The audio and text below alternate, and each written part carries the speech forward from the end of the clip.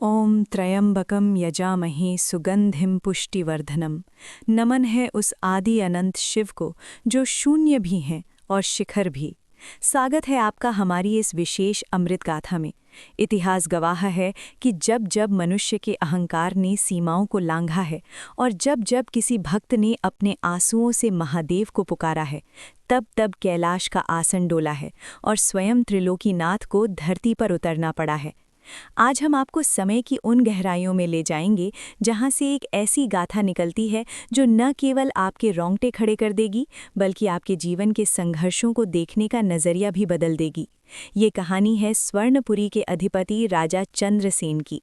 एक ऐसा प्रतापी सम्राट जिसके एक इशारे पर सेनाएं झुक जाती थीं, जिसके कोष में कुमेर का धन था, लेकिन जिसके मन में अपनी वंश बेल को आगे बढ़ता देखने की एक तड़प थी।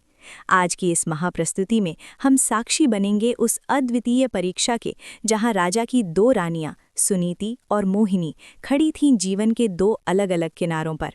एक ओर था सौंदर्य का मद, गहनों की खनक और महनों का मोह, तो दूसरी ओर था त्याग का कठिन मार्ग, फटे हुए वस्त्र और महादेव के चरणों में पूर्ण समर्पण।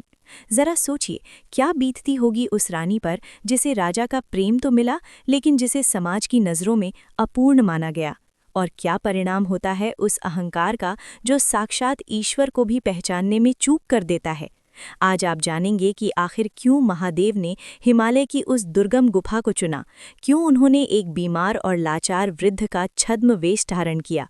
वो पल कितना भावुक रहा होगा जब बड़ी रानी सुनीति ने अपने हिस्से का अंतिम निवाला एक अजनबी को दे दिया, ये जानते हुए भी कि शायद वो खुद भूख से प्राण त्याग दे।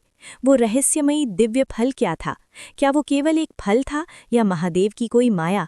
और कैसे एक छोटी सी भूल ने एक रानी का जीवन पश्चाताप के आंसुओं से भर दिया, जबकि दूसरी के लिए साक्षात स्वर्ग के द्वार खुल गए। यदि आप शिव भक्त हैं, यदि आप सत्य और धर्म की विजय में विश्वास रखते हैं, तो आज की ये दिव्य कथा आपके लिए ही है।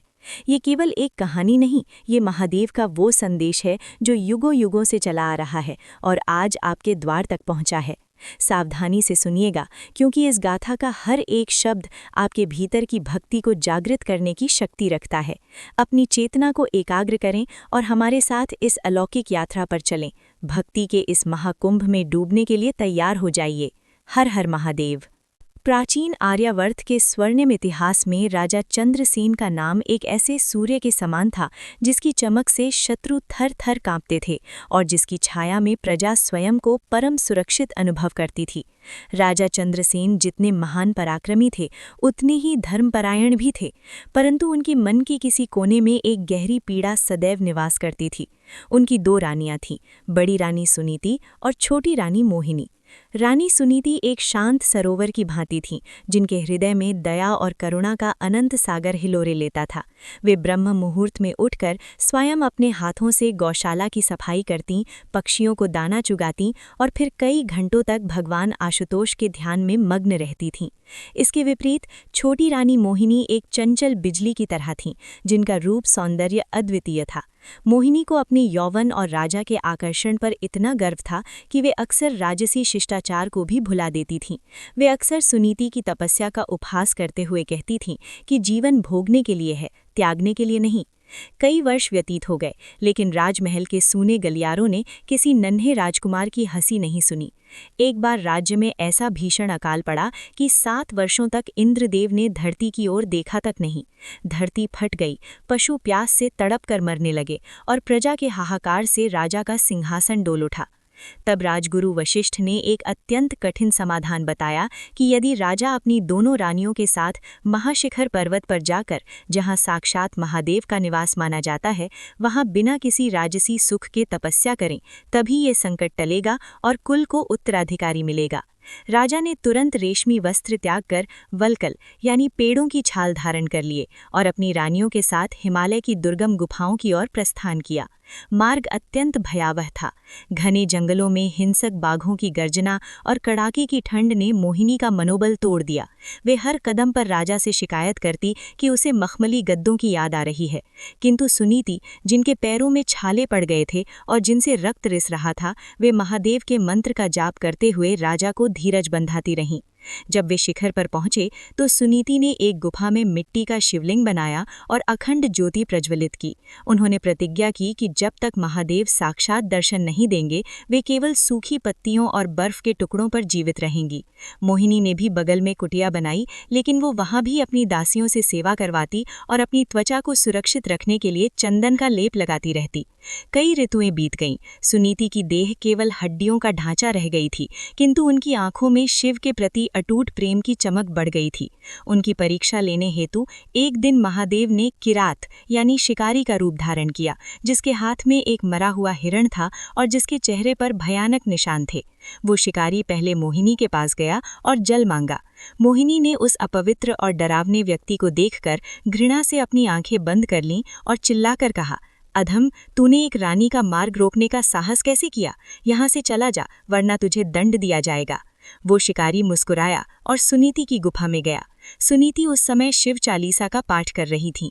उन्होंने जैसे ही एक अतिथि को द्वार पर देखा, वे तुरंत उठीं और उस अजनबी के मैले पैरों को अपने आंसुओं से धोया। उन्होंने अपने लिए रखा गया थोड़ा सा जंगली फल उस शिकारी को दे दिया। जैसे ही उस शिकारी ने फल का एक ग्रास खाया, अचानक हिमालय की चोटियां स्वर्ण के समान चमकने लगीं और दिव्य डमरू की ध्वनि गूंजने लगी। वो साधारण शिकारी ओझल हो गया और साक्षात महादेव अपने नीलकंठ स्वरूप में गले में मुंडमाला और हाथ में पिनाक धनुष लिए प्रकट हुए। उनके साथ माता पार्वती भी थीं, जिनका मुख करोड़ों चंद्रमाओं के समान शीतल था। भगवान शिव ने गंभीर घोष के साथ कहा, पुत्री सुनीति, संसार में रूप और धन की पूजा करने वाले बहुत हैं, लेकिन जो मनुष्य दीन दुखियों में मेरा रूप देखता है वही मेरी कृपा का पात्र है। तुम्हारी सेवा ने आज मुझे विवश कर दिया। महादेव ने अपनी जटाओं से एक अलौकिक अमृत फल निकाला और सुनीति को दिया। उन्होंने कहा, ये फल साक्षात सौभाग्य का प्रतीक है। इसे ग्रहण करने से तुम्हें ऐसे पुत्र प्राप्त होंगे जो न्याय और धर्म का ध्वज फहराएंगे। जब राजा और दोनों रानियां महल लौटे तो पूरी प्रजा ने उनका भव्य स्वागत किया। सुनीति ने उस दिव्य फल को स्वयं अकेले नहीं खाया। उन्होंने अपनी उदारता का परिचय देते हुए उस फल के 2 समान भाग किए और मोहिनी को बुलाया, जो अब तक ईर्ष्या की अग्नि में जल रही थी। सुनीति के इस निस्वार्थ प्रेम को देखकर फूट फूट कर रो पड़ी। उसने सुनीति के पैरों पर गिरकर अपने समस्त पापों की क्षमा मांगी। सुनीति ने उसे गले लगा लिया। इसके फलस्वरूप दोनों रानियों ने 2 अत्यंत प्रतापी पुत्रों को जन्म दिया। सुनीति के पुत्र शिव रक्षित ने वेदों और शास्त्रों में निपुणता प्राप्त की, जबकि मोहिनी के पुत्र रणविजय ने शस्त्र विद्या में विश्व को जीत लिया। राजा चंद्रसेन का साम्राज्य अब न केवल समृद्ध था, बल्कि वहां के कण कण में शिव भक्ति व्याप्त थी।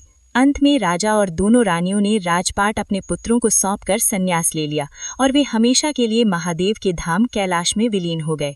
तो मित्रों, ये थी राजा चंद्रसेन और उनकी दोनों रानियों की वो अमर गाथा, जो हमें सिखाती है कि महादेव को प्रसन्न करने के लिए किसी स्वर्ण आभूषण या महलों की आवश्यकता नहीं होती। वे तो केवल मन की शुद्धता और निस्वार्थ प्रेम के भूखे हैं। रानी सुनीति के उस त्याग ने सिद्ध कर दिया कि जब हम दूसरों के प्रति दया रखते हैं तो साक्षात ईश्वर हमारे रक्षक बन जाते हैं। वहीं रानी मोहिनी का पश्चाताप हमें बताता है कि अपनी भूल स्वीकार कर लेना ही महादेव की शरण में जाने का पहला कदम है। समय का पहिया चलता रहता है, साम्राज्य बनते और बिगड़ते हैं, लेकिन जो अमर रह जाती है वो है इंसानियत और सच्ची भक्ति। महादेव की ये लीला हमें ये सिखाती है कि हम चाहे कितने भी वैभव में क्यों ना हों, यदि हमारे भीतर करुणा नहीं है तो हम आध्यात्मिक रूप से निर्धन हैं। रानी सुनीति ने उस दिन केवल एक वृद्ध को भोजन नहीं कराया था, बल्कि उन्होंने अपने अहंकार का विसर्जन किया था, और यही कारण है कि महादेव ने उन्हें न केवल एक उत्तराधिकारी दिया, बल्कि उन्हें युगों युगों के लिए पूजनीय बना दिया। आज इस कथा को समाप्त करते हुए मेरा आप सभी से एक विशेष अनुरोध है कि अपनी जीवन की व्यस्तता में से कुछ पल निकालकर ये जरूर सोचिएगा कि क्या हम भी कहीं रानी मोहिनी की तरह अपने रूप, धन या पद के अहंकार में तो नहीं जी रहे। क्या हम अपने द्वार पर आए किसी जरूरतमंद को पहचानने में भूल तो नहीं कर रहे। याद रखिएगा, महादेव किसी भी रूप में आपकी परीक्षा लेने आ सकते हैं। यदि आज की इस विशेष अमृत गाथा ने आपके अंतर्मन को झकझोर दिया हो और आपको लगा हो कि इस कहानी में आपके लिए कोई संदेश छुपा था, तो इसे केवल अपने तक न रखें। इस ज्ञान के प्रकाश को फैलाएं, इस वीडियो को लाइक करें और अपने मित्रों और परिवार के साथ शेयर करें। क्या पता आपकी एक शेयर की हुई कहानी किसी के जीवन में महादेव की कृपा का मार्ग खोल दे। और हाँ, यदि आप हमारे इस आध्यात्मिक परिवार का हिस्सा अभी तक नहीं बने हैं तो नीचे दिए गए सब्सक्राइब बटन को दबाकर बेल आइकॉन को ज़रूर दबा लें ताकि महादेव की कोई भी कथा आपसे मिस ना हो। जाने से पहले कमेंट बॉक्स में अपनी हाजिरी ज़रूर लगाइएगा और हर हर महादेव लिखकर हमें बताएं कि इस कथा ने आपके दिल को कितना छुआ। आपके कमेंट्स हमारे लिए प्रेरणा का काम करते हैं। अब विदा लेने का समय आ गया है। महादेव आप सभी की झोलियां खुशियों से भर दें और आपके कष्टों का हरण करें। फिर मिलेंगे एक और अद्भुत और प्रेरणादायक शिव चर्चा के साथ। तब तक के लिए महादेव की शरण में रहें। पूरी श्रद्धा के साथ बोलिए, सत्य ही शिव है और शिव ही सुंदर है। हर हर महादेव।